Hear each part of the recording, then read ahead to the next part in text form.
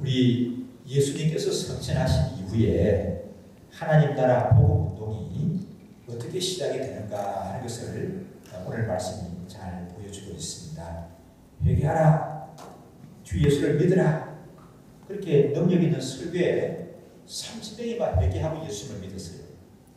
또 베드로가 나가서 회개하고 예수 믿으라고 하니까 예수 믿기로 작정한 사람들이 5,000명이나 되었더라. 그런 큰 역사가 있었습니다. 그런데 복음 시작이 처음부터 그렇게 거창하게 또 웅장하게 시작되는 것이 아니었습니다. 오늘 말씀 속에 나오는 이 다락방에서 시작이 되었습니다. 예루살렘에 있는 어느 다락방인데 어떤 사람들은 이 다락방을 가리켜서 예수님이 최후의 만찬을 베푸신 곳일 것이다. 그렇게 추정하는 분도 계시고요. 또 어떤 사람은 이곳이 베드로가 나중에 힘있게 사역을 하다가 감옥에 갇히지 않습니까? 그러니까 성도들이 모여가지고 우리 베드로 사도가 석방되게 된다고 기도하는 거예요. 하나님이 천사를 보내서 긴급하게 베드로를 석방을 시키시는데 베드로도 깜짝 놀라는 거예요. 석방될 때 대해서. 그리고 베드로가 석방돼서 나가니까 사람들이 베드로가 옥에서 나오게 달라고 기도했던 사람들이 이게 뭐냐 하고 못 믿는 거예요. 왜? 기도감이 너무 많아가지고 자기들이 베드로를 풀어달라고 기도해서 베드로가 풀려 나왔는데 이게 진짜냐 하고 믿지 못할 정도였습니다. 그때 이 사람들이 모여서 기도했던 장소가 마가 요한의 어머니가 소유하는 다락방이었다고 얘기합니다. 그래서 여기 120명이 모였다고 하는데 여기에 그 마가 요한의 어머니의 다락방이 아닐까 그렇게 추정하는 분도 있습니다. 근데 어쨌든 다락방이에요. 그러면 왜 번듯한 이런 예언의 예배당도 있고 하는데 이런 데서 안 모이고 다락방에서 모였을까요? 지금은 여러분 교회 나오면서 여러분 누구 눈치 보면서 이렇게 나오신 분 있습니까? 뭐 당당하게 옷도 아주 제일 처음 입고 혼나게 오셨죠 이렇게. 그렇지 않습니까? 지금은 우리가 그렇지만 이 말씀 속에 나오는 이 시대에는 교회 간다, 예배 드린다, 아니면 또 예수를 믿는다고 하는 것을 다른 사람들에게 내세울 수가 없어요. 공개할 수가 없습니다. 뭐 어느 시에 누가 자살할지 모르고 어떤 죽임을 당하고 불이익을 당할지 모릅니다. 그러니까 많은 핍박, 지금 이제 우리 이웃 나라에 많은 핍박이 있다고 하는데 그것보다도 훨씬 강도가 높은 그런 핍박이 있을 때가 지금 이 말씀 속에 나오는 이런 때였죠. 그러니까 공공연한 이런 장소에서 모이지 못하고 오픈된 장소에서 모이지 못하고 남의 이목을 피해서 숨어서 비밀리에 모여야 합니다. 근데 숫자가 작지가 않잖아요. 얼마나 된다고요? 120명이 되지 않습니까? 그러니까 아마 이 다락에 큰 다락이 있어서 거기서 모였다 생각이 됩니다. 그런데 이 작은 불꽃이 큰 불꽃을 일으키죠. 이게 참 다락방에서 시작된 이 운동인데 세계 역사를 바꾸는 복음 운동의 시발점이 되는 것입니다. 이곳이 교회의 탄생지가 되는 거예요. 성령이 강림하고 역사하시는 시발점이 되는 것이고요. 세계의 선교의 전초 기지가 여기서부터 비롯되는 것입니다. 이 다락방에 모였던 사람들이 다 성령 충만의 큰 은혜를 입었습니다. 이분들이 천국 운동의 주역들이 되는 겁니다. 권능을 받았습니다. 변화를 받았습니다. 예수님을 위해서 붙잡히고 매를 맞고 불이익을 당하는 것, 죽는 것까지도 두려워하지 않는 그런 사람들로 쓰임받는 것을 볼 수가 있습니다. 그 보면은 구성원들 모인 분들 보면 베드로를 비롯한 사도들이 있었고 대략 그 모인 사람들의 숫자가 얼마만큼 되었다고요? 120여 명이었다. 그렇게 말합니다. 여기서 시작된 불길이 예루살렘과 온 유다와 사마리아와 땅 끝까지 이르러 전하게 되어졌고 이 시작된 그 복음의 역사가 성령의 불길이 로마로 가게 되고 게르마니아로 가게 되고 또 그들로 갑니까? 바다를 건너 영국으로 가게 되고 그 대서양을 건너서 미국으로 가게 되고 그 복음이 태평양을 건너서 한국으로 오게 되고 중국으로 가게 되고 그래서 우리나라가 세계 가장 많은 나라의 선교사를 파송하는 이런 나라가 된 것도 이런 역사를 누리는 것도 여기서 시작된 복음 운동으로 말미암아 된 것입니다. 아무도 알아주지 않는 사람들의 모임이었습니다. 남의 이목을 피해서 비밀리에 모이는 모임이었습니다. 세상 사람들이 볼 때 그 모임 120명의 몇 명이 어떻게 여겼을까요? 야, 한다는 사람들이 모였다. 뭔가 세상을 뒤집어 놓을 사람들이다. 누가 그렇게 바뀌었습니까? 그 뭘로 봤을까요? 십자가에 달린 예수를 쫓아다니더니만 저렇게 오갈 데도 없어가지고 숨어서 모이는 거야. 참 안 된다. 참 별 볼일 없는 사람들이다. 아마 세상 사람들은 그때 당시에 그렇게 여겼을 거예요. 그러나 그 모임을 통해서 하나님은 그들을 도구로 들어 쓰셨고 그 모임을 통해서 전무후무한 세상의 변화가 일어나는 그런 역사가 일어나게 된 것입니다. 이 다락방에 모였던 사람들 좀 몇 명을 살펴보면요. 한 세 가지로 정리할 수가 있겠는데 첫째로 어떤 특징을 갖는가 하면 이 120명의 성도들은 예수님의 말씀에 따라서 성령이 오시기를 기다렸습니다. 첫째로 뭘 했다고요? 성령님이 오시기를 기다렸습니다. 무턱대고 밑도 끝도 없이 왜 기다려요? 누가 말씀해 주셨죠? 예수님이. 지난 시간에 보면은 뭐라고 말씀하십니까? 예루살렘을 떠나지 말고 하나님께서 너희에게 약속하신 성령을 기다리라 말씀하셨습니까? 그 말씀을 따라서 약속하신 성령님을 기다렸습니다. 하나님의 약속하신 성령을 사모하면서 기다렸습니다. 우리가 이 하나님의 때를 기다린다는 것이 참 중요해요. 오늘 칼르면은 이게 하나님의 뜻이다 하게 되면 그거는 미루지 마세요. 미루지 말고 자꾸 핑계 대지 말고 구실거리 찾지 말고 그냥 just do it 하는 게 중요해요. 바로 실행하는 것이 맞단 말이에요. 그런데 우리가 하나님의 뜻을 알지 못할 때는 하나님의 뜻을 분별하는 데 있어서는 서두를 것이 아니에요. 기다림이 필요합니다. 그래서 어떤 때는 우리가 나와서 일하는 것보다도 가만히 기다리는 것이 하나님의 뜻일 때가 상당히 많이 있다는 것을 놓치지 말아야 합니다. 우리는 하나님의 은혜를 사모하면서 기다리는 그 가운데 또 우리가 앞서지 않음으로 말미암아 그 하나님을 신뢰하게 되고 주님과 더 깊고 돈독한 관계 속에 있게 된다는 것을 놓치지 말아야 할 점이 있습니다. 하나님의 일하시는 것을 우리가 기다림으로 말미암아 볼 수 있습니다. 고요히 기다리는 가운데 하나님의 뜻을 분별할 수가 있는 거예요. 그리고 기다리며 기도할 때 하나님의 은혜를 받게 되고 하나님의 권세를 누리게 되는 줄 믿습니다. 그래서 유명한 말이 있어요.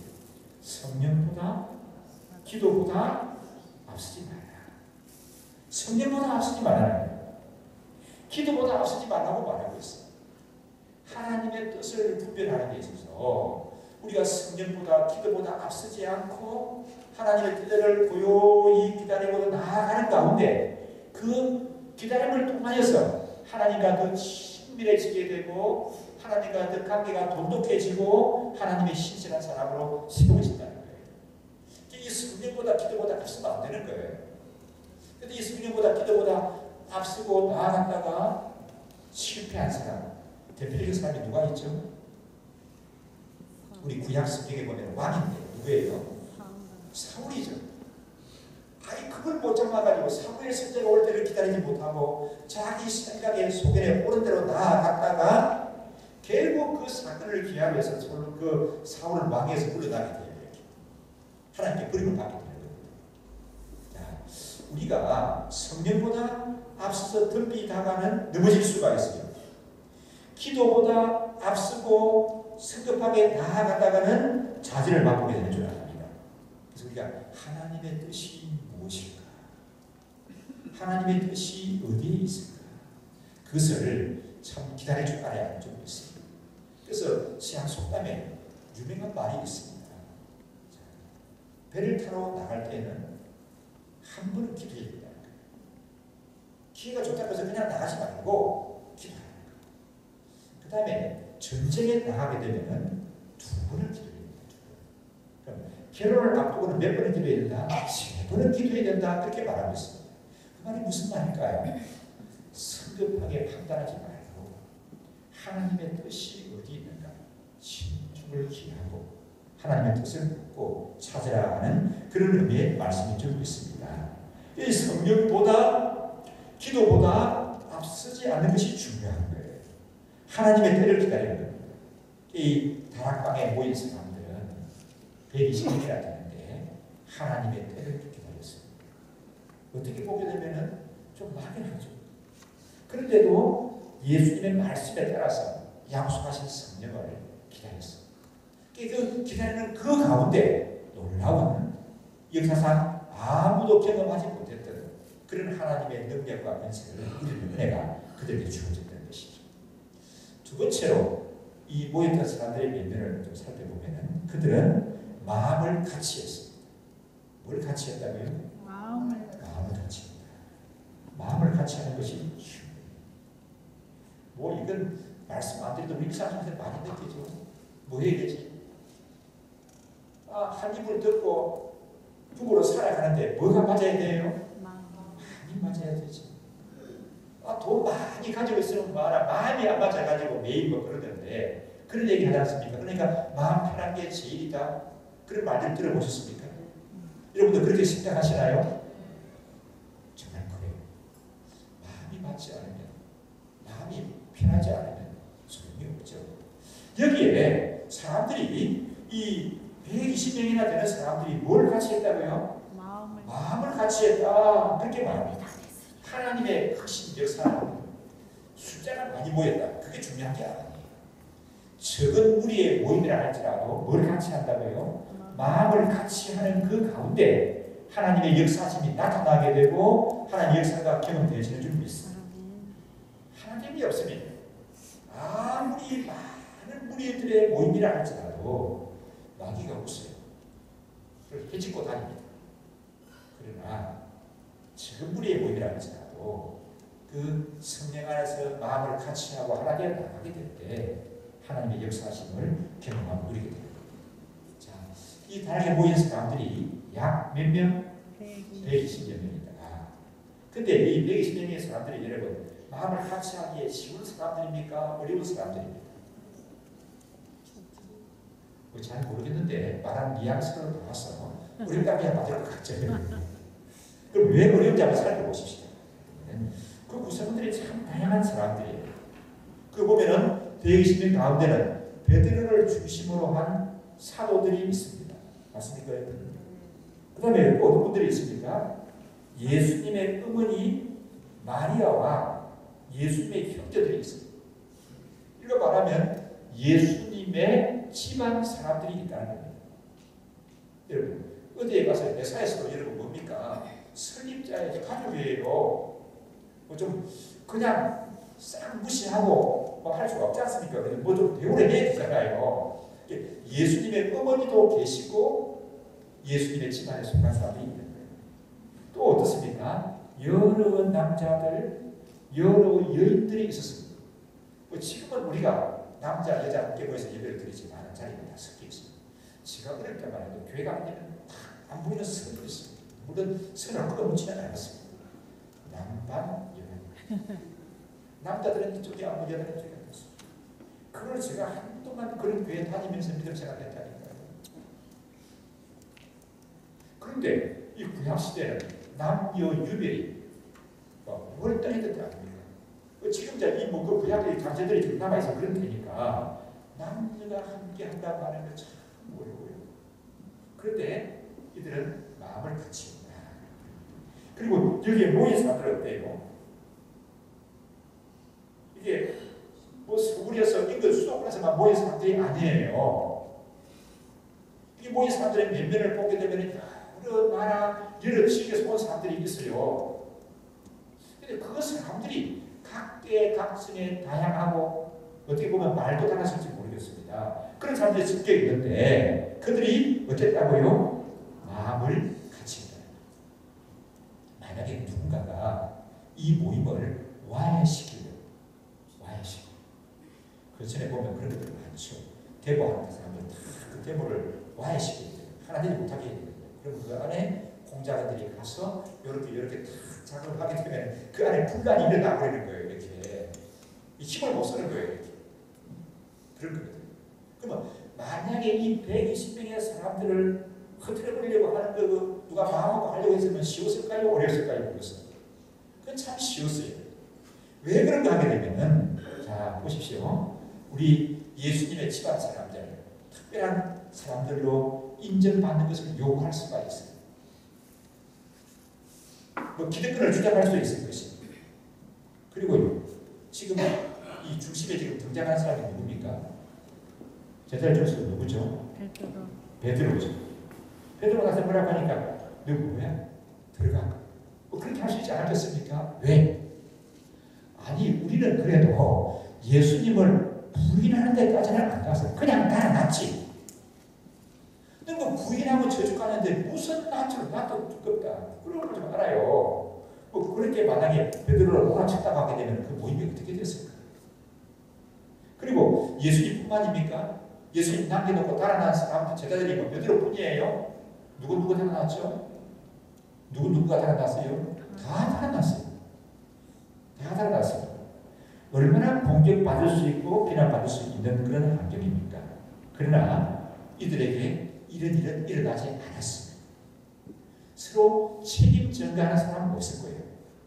서로 제자들은 이전에는 만났다 하기 때문에 서로 높아지려고 다투었는데 높아지겠다고 다투는 사람도 없었습니다. 시기하는 사람도 없었고 책임을 추구하는 사람도 없었습니다. 성경은 뭐라고 얘기하고 있습니까? 뭘 했다고요? 마음을 같이 했다. 마음을 같이 했다. 이 성도들이 마음을 같이 하는 이 가운데 일체가 되게 되고 아름다운 이상적인 공동체가 보여진 겁니다. 하나님의 역사하심은 이렇게 성령 안에서 하나 되는 가운데 놀라운 은혜가 있는 거예요. 가정생활 그렇습니다. 식구가 부부 둘 있든지 아니면 뭐 애들이 많이 있고 손주까지 같이 살든지 간에 어떠하든지 간에 하나 되는 그 가운데 집안의 평화가 있고 아름다운 화목이 있고 또 하나님의 은혜가 누려지는 그런 역사가 있게 되어지는 줄 믿습니다. 이런 모습은 오늘날 교회에도 꼭 필요한 줄 믿습니다. 예수 믿는 성도들은 주님에 대한 우리 예수님에 대한 믿음뿐만 아니라 성도 서로 상호간에 대한 신뢰와 믿음을 가져야 합니다. 아멘이십니까? 아멘. 하나님에 대한 믿음. 교회는 성도라고 하면 하나님에 대한 믿음뿐만이 아니라 성도 상호간에 신뢰하는 믿음이 있어요. 교회가 어떻게 세워지죠? 교회는 여러분 혼자예요, 복수예요? 복수예요. 그렇죠? 복수. 예수님을 구세주로 믿는 하나님의 자녀들이 서로 믿고 신뢰하는 가운데 세워지는 것이 뭡니까, 여러분? 교회예요. 예수님을 구세주로 믿는 믿음이 있어야 하고 성도 상호 간에 서로 신뢰하는 믿음이 있어야 하는 거예요. 그러면 성도 상호 간에 믿음이 없으면 자주 얘기합니다만 뭐라도 있어야 된다고요? 의리라도 있어야 되죠. 의리라도 있어요. 하나님을 향한 믿음, 성도 상호 간에 신뢰하는 믿음, 그 가운데 이상적인 교회가 이루어져요. 나는 믿음이 약해가지고 하는 사람은 의리라도 있어야 된다는 얘기입니다. 그래서 이 교회는 평안함을 주고 안식을 주는 마음의 고향이 됩니다. 교회는 마음의 고향이에요. 이런 얘기를 좀 양해해 주시고요. 그 사람들이 저를 아는 사람들은 대다수가 만날 때마다 평균 한 번 이상은 나와요. 무슨 얘기가 통영 얘기를 내가 안 하는데 그 사람들이 통영 얘기를 해요. 왜? 통영에 너무 빠졌어요. 그래가지고 저는 인정을 해요. 그러면서 어떤 친구들은 그래요. 야, 그 통영 시장님이 그 김 목사한테 감사패 이런 거 안 주셨나? 그 내가 한번 만나면 시장님한테 얘기한다고 하는 목사님들이 여러 분 계셨어요. 지금도 그렇게 얘기하는 분이 있었어요. 그럼 왜 통영을 그렇게 좋아하는 거야? 왜 통영을 자꾸 얘기하는가 하게 되면 물론 이 아름다운 자연의 환경을 가지기도 했어요. 그래서 내 나름대로 나를 한번 분석해 왔어요. 왜 내가 왜 자꾸 통영을 그렇게 얘기를 해? 통영하게 되면 그렇게 굴 일어나서 마음이 끊길까? 지금도. 지금 누가 통역하다 보면 내가 따라 나서고 싶어요. 왜 그럴까? 그 이유가 저는 두 가지였어요. 제가 나름대로 두 가지. 하나는 내가 그 통영에 있는 교회에서 자라났어요. 정말 소중한 교회고 내 마음의 고향. 만약에 내 고향 교회가 통영에 없다고 하게 되면 통영에 내가 그렇게 애착을 가지고 얘기를 합니다. 그 고향 교회에 대한 그 그리움, 내 마음의 고향이 난 교회에서 자랐거든요. 물론 집에서 밥 먹고 자랐지만 난 교회에서 자란 사람이에요. 너무 교회 가는 것이 좋았어요. 학교가 가서 기도하고 너무 가난했는데 하나님, 나는 서울에 있는 대학에 가고 있었습니다. 또 서울에 있는 좀 북한 대학에 갈 수 있게 도와주십시오. 뭐 그렇게 기도도 하기도 해요. 그건 내 마음의 고향이에요. 아름다운 추억과 그 교회에서 나는 꿈을 가지고 있어요. 또 하나는 지금 이제 하나님 나라 가시지만 우리 어머니가 계시는 곳이 그래서 하나님 이렇게 그리워하지 않았나 싶은 생각이 듭니다. 교회를 뭐라고 이러면요, 마음이에요. 저뿐만이 아니에요. 얼마 전에 우리 강병선 선교사님 자녀들이 우리 교회 와서 인터 사업을 했지 않습니까? 그 딸이 호주에 가가지고 그 호주 시민권을 가진 것뿐만 아니라 호주 정부 외교부에 이 보통 영사보다도 더 높은 지위에 있어요. 그 자기 위에 좋은 역사가 있대요. 그래서 하는데 얘기를 그런 겁니다. 예월교회 항상 그리운 마음이 보여요. 왜? 그때 자라날 때는 예배 좀 빠지려고도 하고 막 그랬는데 아버지가 억지로 막 예배 안 드리고 혼내고 해가지고 드리기도 하기도 했지만 그렇게 교회가 그래요. 그래서 막 세례 받는 것도 얘기가 교회에서 다 하죠. 지금은 애를 둘 가진 호주에서 아주 날리는 그런 막 국제적인 일을 하는 사람이 됐지만 예배 드리러 오기 전에 저하고 만납니다. 그런 얘기를 합니다. 저를 기억하는 분이 있을까요? 많이 있지. 누구누구도 계시고, 그래요.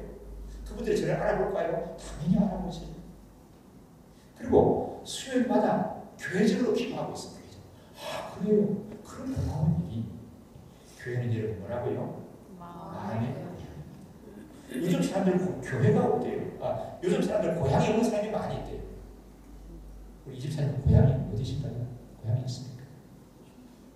네, 물론 그 뭐죠? 햇살에 복숭아가 나는 강북이 아마 고향으로 알고 있습니다만은 사인데 우리 그런 거 있지만은 마음의 어떤 그리운 고향. 물론 태어난 것이 있고 자라난 것이 있지만은 정말 그 마음에 그리운 따뜻한 고향이 있습니다. 요즘 사람들 고향이 없는 사람이 많다고. 서양 사람들은 어디를 가든지 교회를 자랑하거든요. 왜 그런가 하면은 우리 가문의 족보가 그 교회에 있는 거예요. 우리 자신과 온 집안의 신앙의 역사가 그 교회에 담겨 있습니다. 그럴 수밖에 없는 게 교회에서 믿음 생활하는 가운데 어떻습니까? 눈이 맞았습니다. 그러니까 결혼을 했어요. 결혼을 어디서 합니까? 교회에서 결혼을 했어요. 자녀가 태어났습니다. 그 자녀가 세례를 받는데 어디서 받습니까? 교회에서 세례를 받습니다. 또 그 자녀가 자라서 나중에 또 결혼을 합니다. 어디서 교회에서 합니까? 교회에서 결혼을 합니다.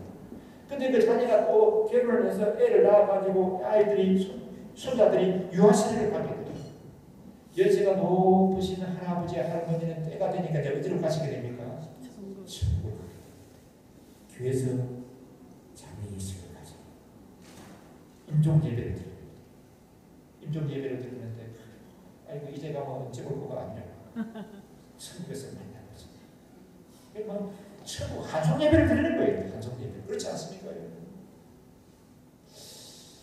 우리 좀 그랬으면 좋겠어요. 오늘 하나님 우리를 불러갔을 때가 어느 장소에서 어떤 모습으로 불러갈지는 모릅니다만 복 있는 사람한테 이런 사람이라고 생각해요. 임종을 앞두고 목사가 가서 목사 혼자 가는 게 아니라 성도들이 가서 함께 믿음 생활하는 성도들이 가서 모임 가운데 그러니까 부르던 찬양도 좋죠. 내 주를 가까이 하게 하면 십자가 진 같은 모습. 여러분 타이타닉이라는 영화를 혹시 보신 적이 있습니까? 여러분 성경을 너무 좋아하니까 영화 같은 걸 안 보시나 봅니다. 그 영화에 보게 되면 그런 장면이 있죠. 배가 이 치물에 가요. 그때 한 분이 나서가지고 여러 악기를 다룬 사람들이 모였어요. 그때 그 연주하는 게 뭐죠? 내 주를 가까이 하게. 그 찬송이 연주되는 가운데 베네딕트의 물속으로 침몰에 들어가는 거죠. 어떤 모습으로 어느 때 우리 하나님이 불러가실지 모르지만 반드시 그거는 우리가 모여서 다 인정 예배를 하는 거죠. 요즘 그런 일이 있다고 해요. 장례식을 하는데 죽어서 장례식 하는 게 뭐가 아니야. 살아서 장례식을 하죠. 그래가지고 어떤 분은 시한부 인생을 병원에서 살고 있어요. 내 장례식 죽어서 안 해도 된다. 내 죽으면 그냥 가라. 가장 하든지 매장한테 해버리라. 그런데 살아있을 때 좀 보자. 그러니까 이분들이 다 보고 싶은 사람을 초청을 했어요. 그래, 그러면 안 한다 할지라도 그렇게 해도 괜찮은 거예요. 자, 우리 친구에서 만나는 것이다. 서로 그 이별의 어떤 특별의 정을 나누는 것이 아니라 친구 교수만을 가진 그 모습을 바라보면서 찬송하고 하나님께 예배하는 그 가운데 그 영혼이 하나님이라는 것을 참 아름다운 모습 아니겠습니까? 그게 뭘 통해서 이루어진다고요? 교회에서 이루어지는 거예요. 그래서 교회가 자신의 역사고 자신의 신앙의 발자취고 집안의 역사가 되죠. 주님의 피로 가지고서 가진 교회를 한 지체를 이루고 또 한 마음을 이루면서 서로 믿고 존경하고 신뢰하면서 살아가는 얼마나 아름다운 일인지 몰라요. 그래서 우리 찬송가에 보게 되면은 사랑하는 주님 앞에 그다음 뭐예요? 형제 자매 한 자리에 사랑하는 주님 앞에 형제 자매 한 자리에 모여서 찬송하고 아름다움을 나누고 기도하고 나아가는 얼마나 귀한 일인지 여러분 뭔가 좀 급한 일이 생겼을 때 누구에게 연락을 해요? 병원에 갈 일이 생겼다. 누구에게 연락을 해요? 119에 전화하면 됩니다. 그렇죠? 그렇죠. 그런데 제가 이제 세미나를 갔던 그 휴스턴에 있는 교회, 그 지역이 넓죠. 만약에 이렇다고 합니다. 한밤중에 차를 몰고 고속도로를 달리는데 펑크가 나버렸어. 그럼 어떻게 연결해야 되죠? 우리는 어디다 전화하면 됩니까? 보험회사 전화하면 됩니다. 근데 그 일부 그렇지가 않대요. 그러면 누구에게 연락을 합니까? 우리 목장 식구한테 연락하면 됩니다. 한밤중인데도 목장 식구가 달려와서 차를 몰고 목장 식구들이 다 와가지고 이 차 펑크 난 거 떼어주고 이렇게 해줄 때 도와줍니다. 그 갑자기 몸에 탈이 생기는데 응급실에 가야 된다. 누구에게 연락해야 된다. 우리는 119 부르고 되는데 미국은 그 119 부르게 되면 다 그 비용이에요. 우리나라는 참 좋은 나라예요. 119 불러도 소방차 불러도 돈 안 돼요. 근데 119 경찰 출동하는 거, 119 출동하는 거 이런 다 비용 다 줘요. 그러니까 누구에게 연락한다. 목장 식구에게 연락하게 되면은 해결이 된다는 거죠. 그 한밤중에도 달려와서 내 아픔에 함께하고 나를 도와준다. 그렇게 말합니다. 그래서 이 교회는 목장은 이 도시 생활에 지치고 상한 심령들이 위로받고 은혜를 누리고 함께하는 그런 곳인 줄 믿습니다. 함께하는 가운데 되어지는 거예요. 한번 다시 정리해볼까요? 교회가 어떻게 이루어진다고요? 예수님을 구주로 믿는 사람, 이게 사도신경을 고백하는 사람들, 또 어떻게 하는 거라고요? 서로 믿고 신뢰하는 가운데 교회가 이루어지게 됩니다. 처음 교회가 그렇게 시작이 되었어요. 처음 교회. 어디서요? 장소가 어디라고요? 다락방. 예루살렘에 있는 다락방에서 그렇게 시작이 되었습니다. 세 번째 특징을 살펴보십시오. 전혀 기도에 힘썼다고 얘기해요. 전혀 기도에 힘쓰니라 무슨 말일까요? 전혀 기도에 힘쓰니라 무슨 말일까요? 꾸준히 계속해서 기도했다고 하는 그런 말의 뜻을 가지고 있습니다. 그들은 혼자 기도했습니까? 함께 기도했죠. 함께 모여서 기도하는데 꾸준히 계속해서 마음을 같이 해서 기도했다고 성경이 기록하고 있습니다. 그럼 기도는 꼭 함께 모여서 기도해야만 들어줍니까? 하나님이? 혼자 기도하면 어때요? 하나님 들어주시나요? 들어주십니다. 그런데 믿음 생활을 하면서 경험하는 것 가운데 하나가 이런 거예요. 혼자 기도할 때도 물론 들어주십니다. 함께 마음을 같이 해서 공동체가 모여서 기도할 때 더 놀라운 역사를 이루시는 것을 경험하게 됩니다. 이제 우리 함께 특세해야 될 그 기간이 다가오죠. 우리 교회는 언제 특세하는지 아십니까? 이 가을철에는 언제 뭘 앞두고 하죠? 추수감사절을 앞두고 한 주가 특세를 하는데 여러분은 어떻게 느끼실지 모르지만 이 목사의 눈으로 보니까 이 특별히 새벽 기도하는 그 기간을 전후해서 우리 교회적으로 여러분 개인적으로도 많은 기도 제목을 이루어 주신 것을 저는 알아요.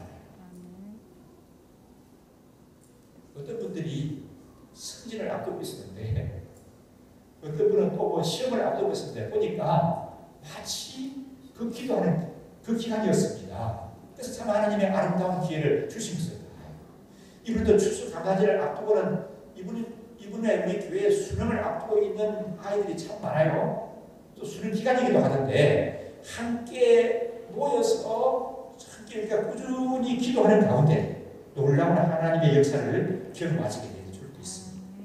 그래서 우리 예수님께서도 말씀하셨습니다. 마태복음 18장에 진실로 다시 너희에게 이르노니 너희 중에 두 사람이 땅에서 합심하여 무엇이든지 구하면 하늘에 계신 내 아버지께서 저희를 위하여 이루게 하시리라.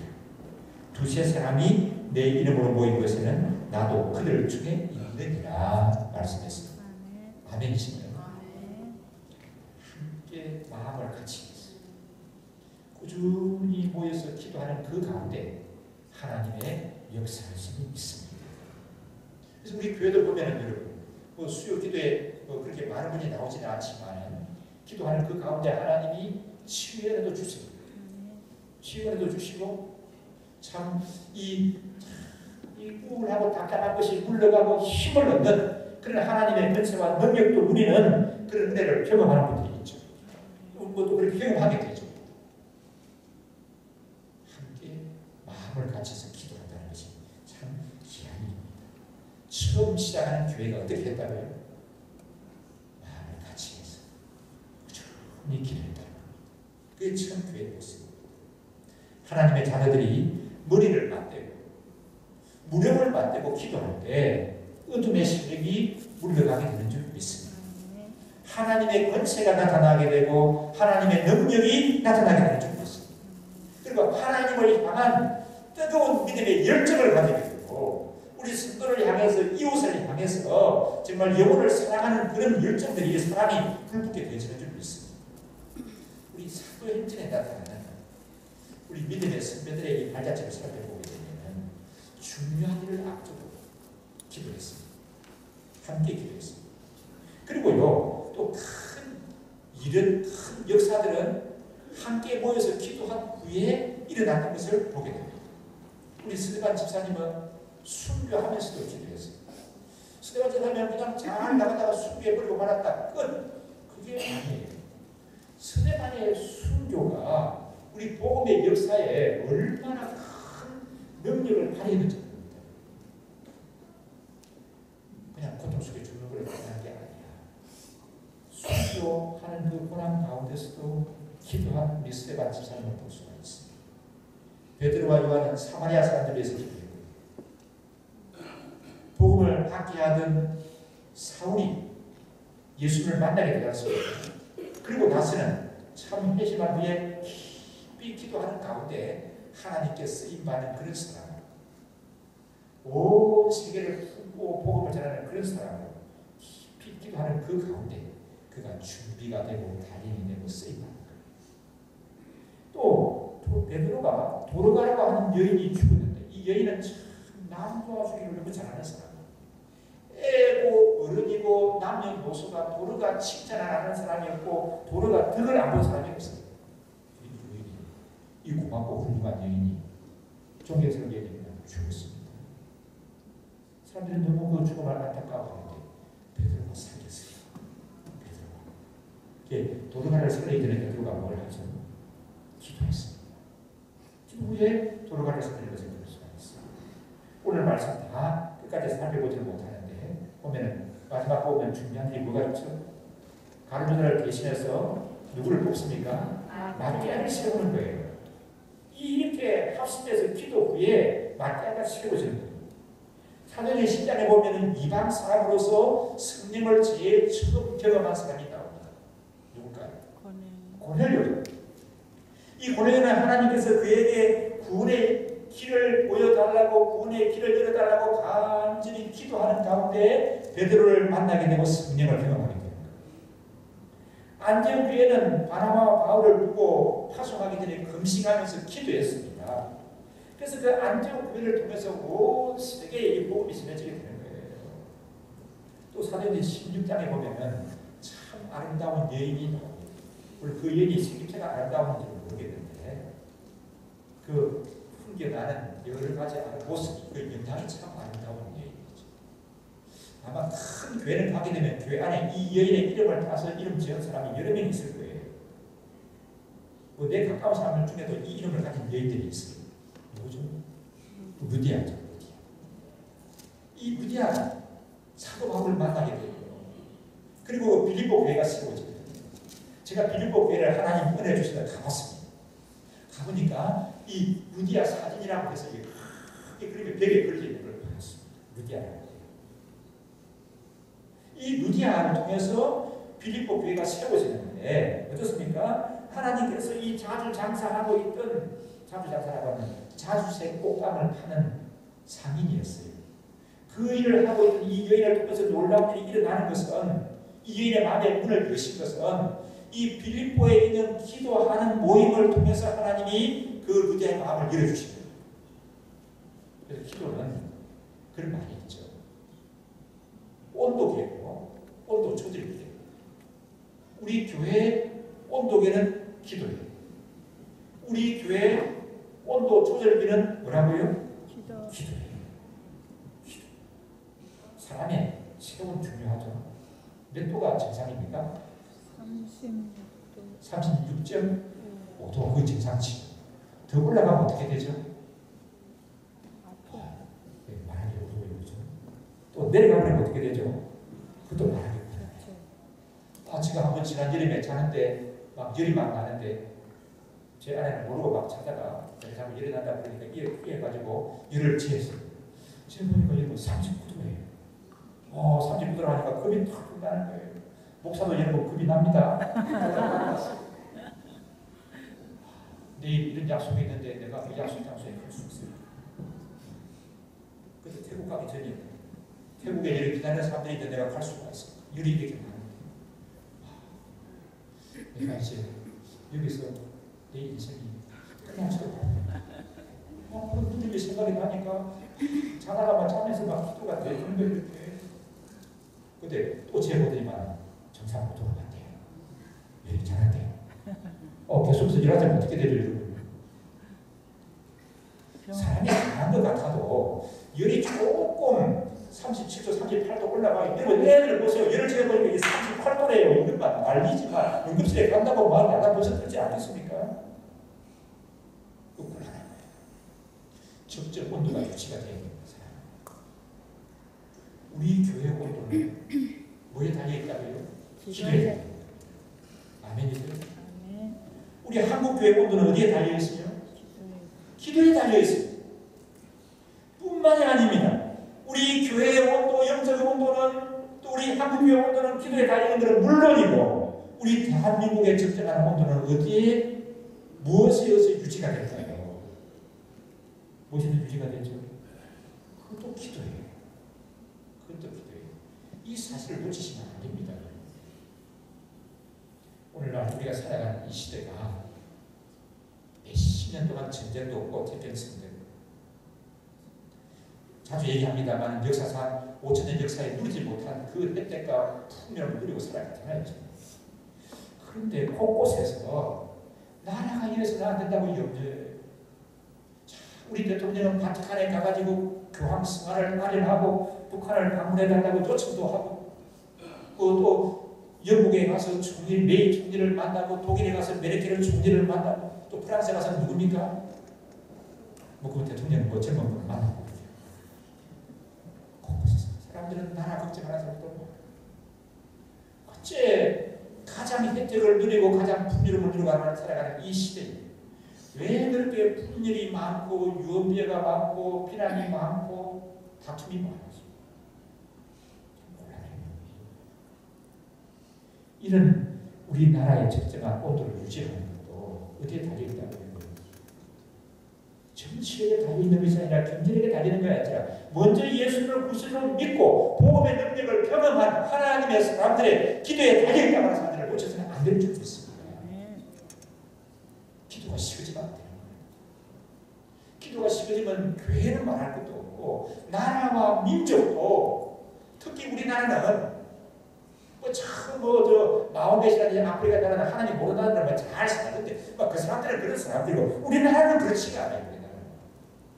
우리나라는 건국하면서 시작하면서부터 기도로 시작된 나라예요.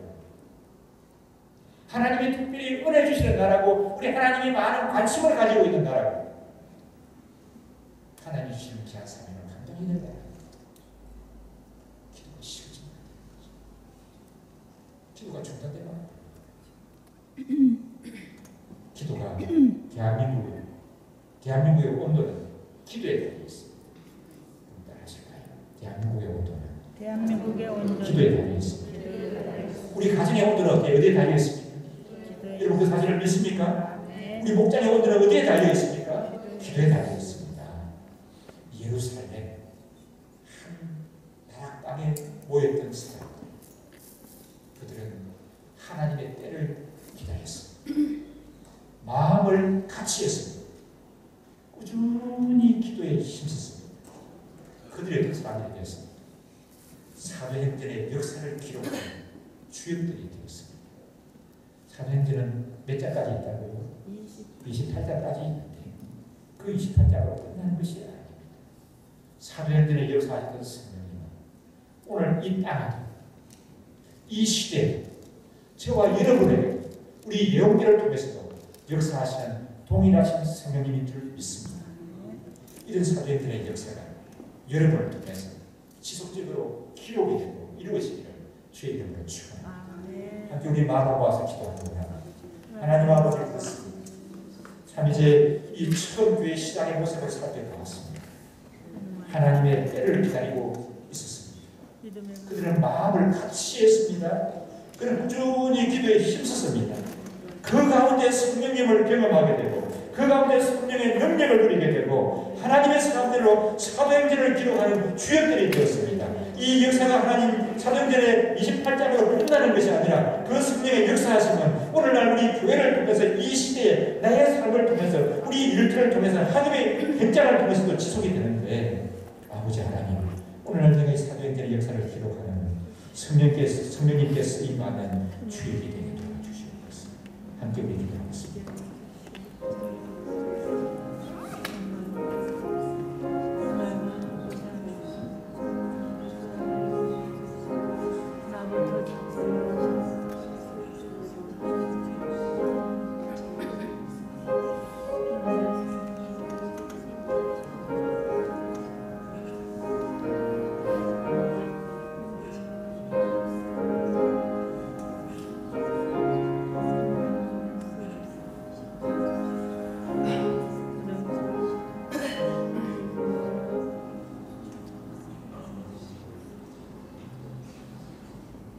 아버지 하나님 감사합니다.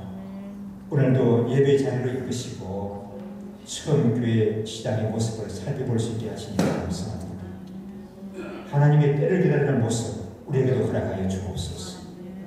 마음을 같이 했던 그 은혜 우리에게도 허락하여 주옵소서. 꾸준히 기도에 힘썼던 그 모습 그 열정을 오늘날 우리에게도 허락하여 주시옵기 원합니다. 사도행전의 역사하시는 성령님 오늘도 우리 가운데 역사하시는 성령님인 줄 믿습니다. 우리의 삶 속에서 우리의 믿음 생활 속에서 우리 교회 생활 가정 생활 속에 학업의 현장과 일터에서 사도행전의 역사를 이루는 그런 저희들에게 들어서 주시옵소서. 감사드리옵고 예수님 이름으로 기도드리옵나이다. 아멘.